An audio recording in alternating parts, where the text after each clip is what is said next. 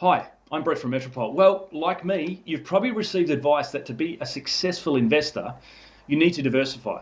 As the old saying goes, don't put all of your eggs in one basket. Diversification can occur within different types of assets, but also within those asset classes. It's said to be a way to minimize risks and maximize your return over the longer term. But how does one go about diversifying, and how can it best be achieved? There's also a small group of people out there that have become very, very successful without ever diversifying. So is it even necessary? Understanding what it is you have set out to achieve and the different stages of investing along the way is an important place to start. You are then able to look at different options and invest more strategically for a superior outcome. So first of all, should you diversify? In short, yes, absolutely. And if you own property and you're contributing to super, you're probably diversifying in some form anyway. But I believe to be successful over the longer term, the average investor has to create multiple streams of income. And to do that, you need to diversify your portfolio.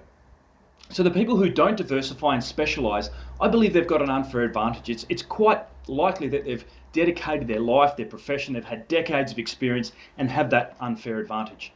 So for the rest of us mere mortals who don't have the systems and the strategies and the decades of experience, it's important to diversify your resources. So where do you diversify your resources? We can look at property, we can look at shares, and we can get into an argument for the next 3 weeks about that. However, it's a non-argument as far as I'm concerned, because you should be looking to invest in both. Property and shares, relatively in Australia, have given you the same returns over a longer period of time.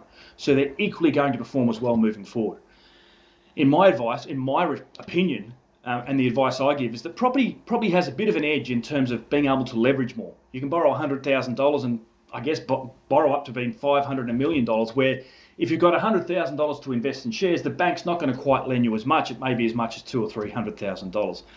So leverage is a key consideration. And the other one that I've used successfully in my portfolio is the ability to add value with renovations and developments. So understanding those principles and fundamentals, when is the best time to deploy your capital? Well, in my mind, when you're trying to build wealth, most people make the mistake of trying to build cash flow to start with, but in fact, they should be looking to build and widen their asset base. If you're putting a long-term plan together, the first half of that plan needs to be about widening and accumulating assets.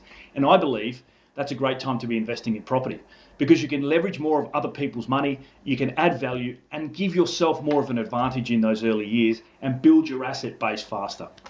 Once you've got through that time, it's about consolidating, paying down debt, looking at other options, creating other income streams.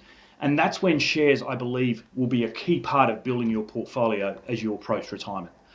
So understanding that is really, really critical. The timing is important. You need to diversify in both, but due to different advantages with different, asset classes, you need to understand that and apply it to your personal circumstances.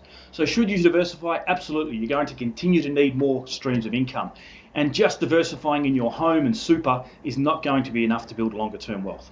Thanks for watching.